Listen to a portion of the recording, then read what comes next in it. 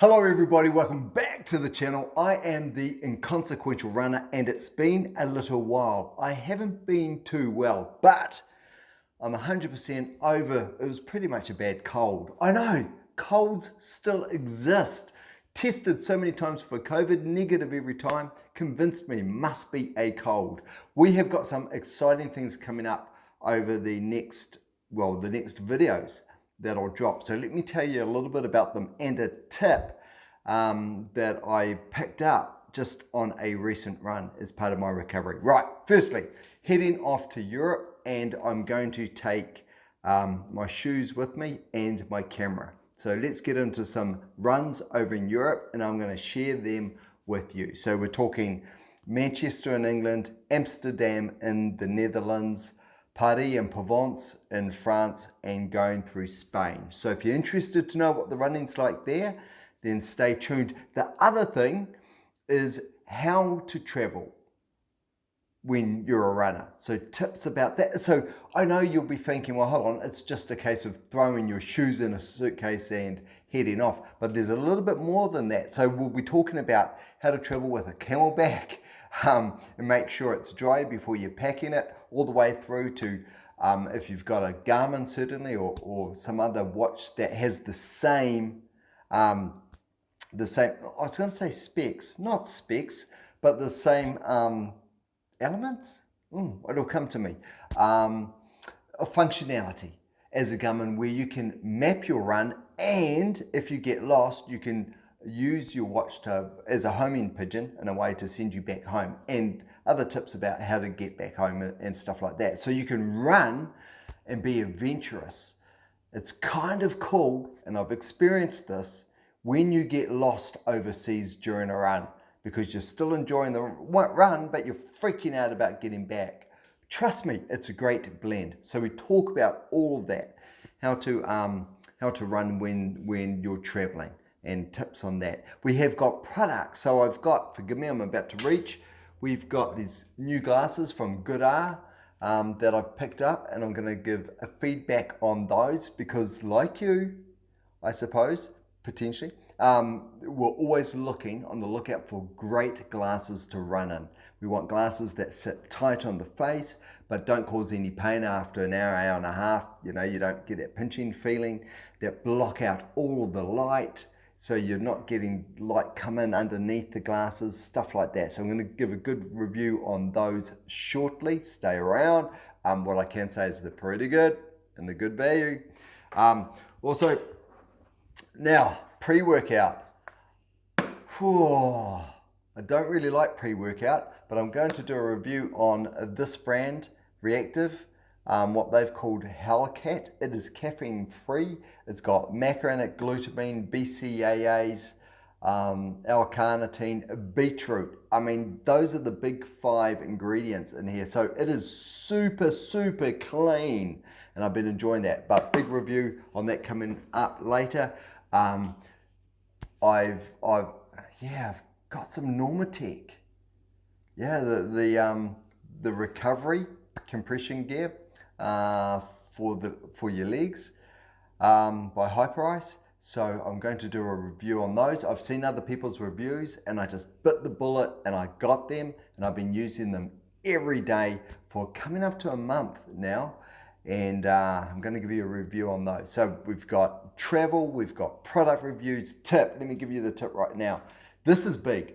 This is big. If you've stayed around to this, good on you. You deserve this. What I found is I was sort of mollycoddling or taking really care of my legs.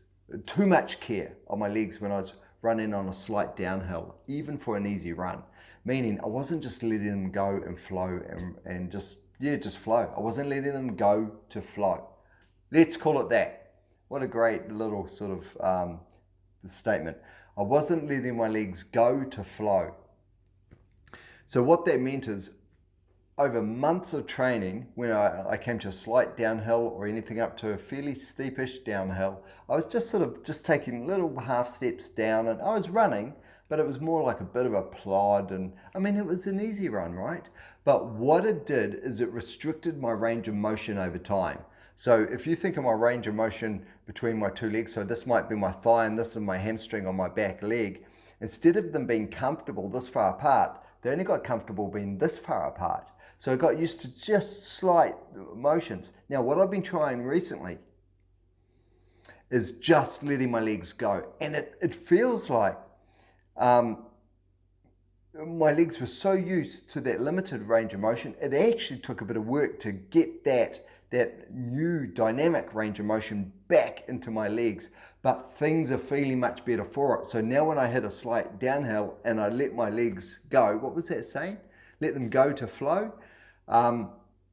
It feels much better now and much easier. So it's a higher cadence, a much wider or longer stride, and it feels, this is the important part, feels much more comfortable. So my tip to you is when you're running on a slight downhill, check in and see what your legs are doing. If you're restricting them and overly restricting them, and as you stretch out a little bit, it doesn't feel comfortable, that's a warning sign, or that was the warning sign to me that there was a problem and I needed to fix that. So, and that's how I fixed it. Just started to let them go to flow. Love that, it's worked, right? Steal it, use it. Think about it as you run on your slight downhills. Now you don't have to do it every run, and I'm not advocating that, and this isn't good advice. But in terms of, look, I don't know if it's 100% good advice for you, but it's worked for me, and you know that's one of the premises of this channel. If I find things that work for me, I share them, because we want running to just be so much fun for us. And on good advice, the last thing I'll say is we have Coach Mark coming back. He is probably the best resource on this channel. I mean, no one watches it for me. No one. Why would you? Why would you? But Coach Mark, so if you haven't seen the videos with Coach Mark on it, we tackle one subject matter per video. That way we can keep it short and you can choose which ones you want to see. But boy, have we got a back catalogue of great videos that Coach Mark has shared his insights with us. So some really nutritionally rich information there that will help you enjoy running more or be better at running, whichever direction you want to go on. I'm greedy, I want both. I want to enjoy it and I want to be better. That's it. So tips on traveling, and running, such a great sport to travel with because you don't have to take that much. No, honestly, you don't. That'll be one of the things I talk about. You don't need to take any more than 2 pairs of shoes. Maybe 3. See, I'm negotiating myself up already. No, because then you end up with 6 pairs of shoes because especially, oh my goodness, with the Asics Super Blast, holy moly, if you're not running off-road, you really only need 1 pair of shoes.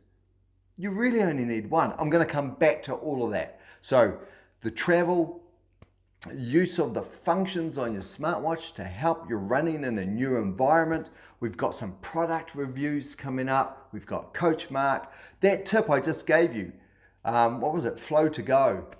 Yeah, I mean, use that. Make sure that when you do your training, that you're also helping your legs just flow. You're getting used to that cadence. It feels comfortable. That's it. I'm checking out. I'm checking out right now. You know what to do. If you like this type of rambling, if you like this type of rambling, you shouldn't subscribe. But the rambling that's about to come up, especially with Coach Mark, if you think you're going to like that, that's the reason to subscribe. Give me an ironic like, which means you didn't like this video, but you're just going to like it anyway. Do it. All right. Catch you in the next one. Boom. Out.